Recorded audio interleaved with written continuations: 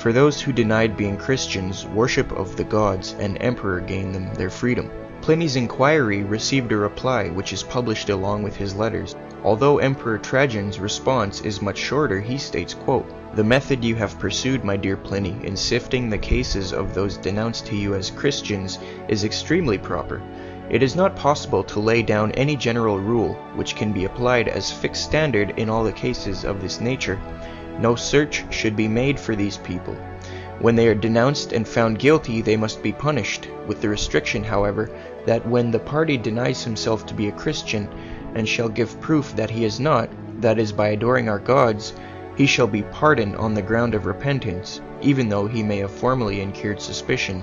Informants without the accuser's name subscribed must not be admitted in evidence against anyone, as it is introducing a very dangerous precedent, and by no means agreeable to the spirit of the age," unquote.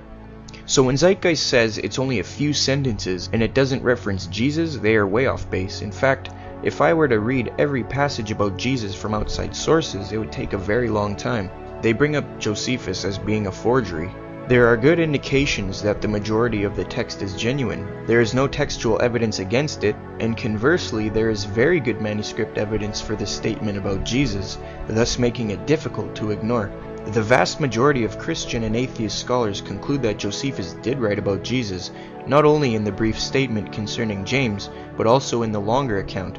In 1972, Professor Shlomo Pines of Hebrew University in Jerusalem released a study on the Arabic manuscripts containing Josephus' statement about Jesus. It includes a different and briefer rendering of the entire passage. David Flusser of Hebrew University in Jerusalem stated, "It is quite plausible that none of the arguments against Josephus writing the original words even applies to the Arabic text, especially since the latter would have had less chance of being censored by the church." In addition, Flusser notes that an earmark of authenticity comes from the fact that the Arabic version omits the accusation that the Jews were to blame for Jesus' death, which is included in the original reading. James H. Charlesworth of Princeton concludes, quote, "We can now be as certain as historical research will presently allow that Josephus did refer to Jesus, providing corroboration of the gospel account," unquote. So no, Zeitgeist isn't up to date with modern scholarship on Josephus. We actually have around 42 sources for Jesus within 150 years of his life. Pliny the Younger, Tacitus, Suetonius, Josephus, Thallus, Lucian, Marabar Serapion, Valentinius, Phlegon, the Gnostic Gospels, Celsus, Tertullian, Matthew, Mark, Luke, John, Paul's writings, Hebrews, Jude, and 1st and 2nd Peter. As Dr. Gary Habermas and Mike Lacona write, quote, "Tiberius Caesar was the Roman emperor at the time of Jesus' ministry and execution. Tiberius is mentioned by 10 sources within 150 years of his death: Tacitus, Suetonius, Paterculus, Plutarch, Pliny the Elder, Strabo, Seneca, Valerius, Maximus, Josephus, and Luke. Compare that to Jesus' 42 total sources in the same length of time. That's more than 4 times the number of total sources who mention the Roman emperor during roughly the same period." In regard to those who gripe about the Gospels, historian Michael Grant writes, quote, "But above all, if we apply to the New Testament as we should, the same sort of criteria as we should apply to other ancient writings containing historical material, we can no more reject Jesus' existence than we can reject the existence of a mass of pagan personages whose reality as historical figures is never questioned," unquote. Now, nearly 100% of scholars, atheist and Christian, agree that Jesus lived. Most atheist scholars grant the crucifixion and empty tomb as well, such as Gerd Ludermann of Germany and many others. Only fringe scholars like Acharya S. and her camp say Jesus never existed, and as we have seen through films like Zeitgeist, they lie to get their message across. Of course, Acharya's and Zeitgeist's conspiracy theory would not be complete unless they point out the perpetrators.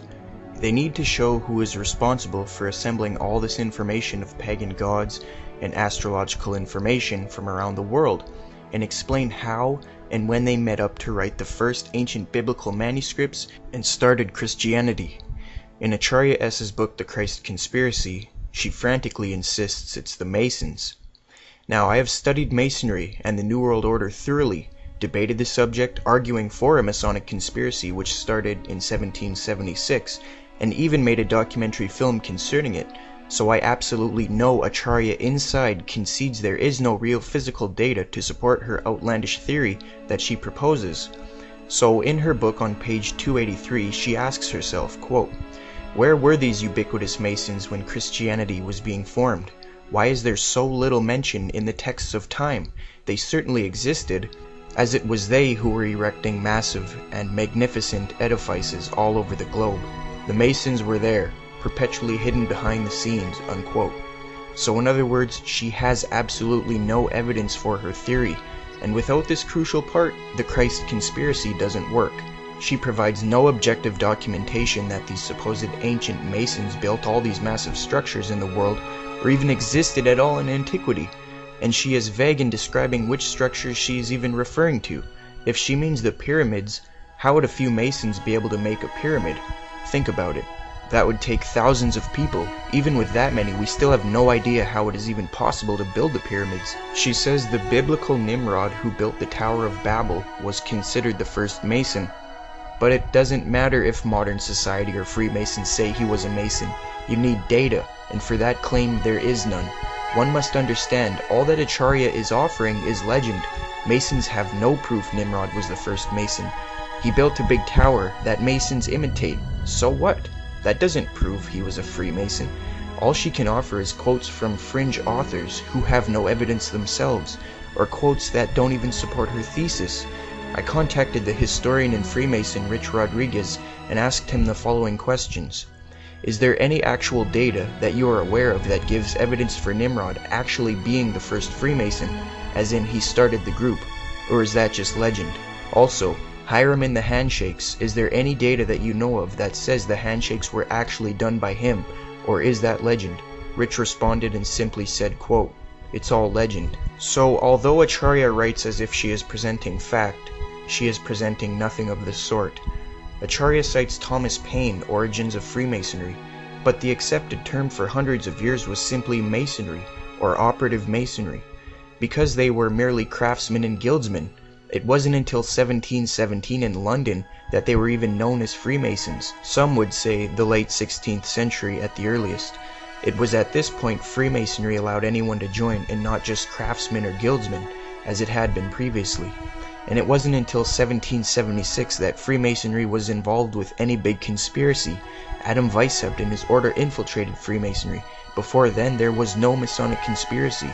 The truth is, Masonry didn't start until 800 years ago, according to our data and the vast majority of historians and research. Only fringe authors like Acharya S. say otherwise.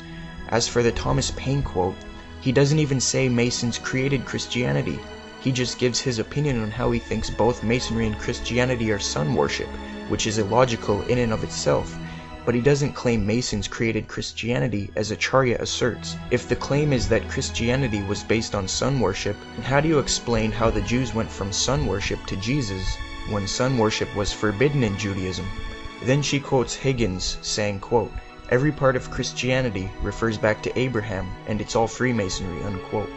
But Freemasonry didn't start until 1717, or at the earliest the 16th century, as noted by scholars. She claims that Jesus and Paul were Masons as proof, but she had just finished writing nearly 240 pages on how she thinks Jesus never existed.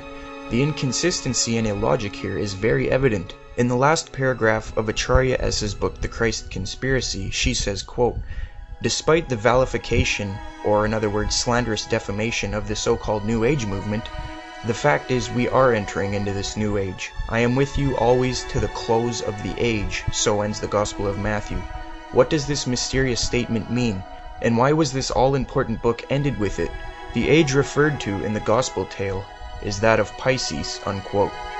Now, it is abundantly evident that the whole purpose of Zeitgeist Part 1 and the Christ Conspiracy was to induct you into the New Age movement.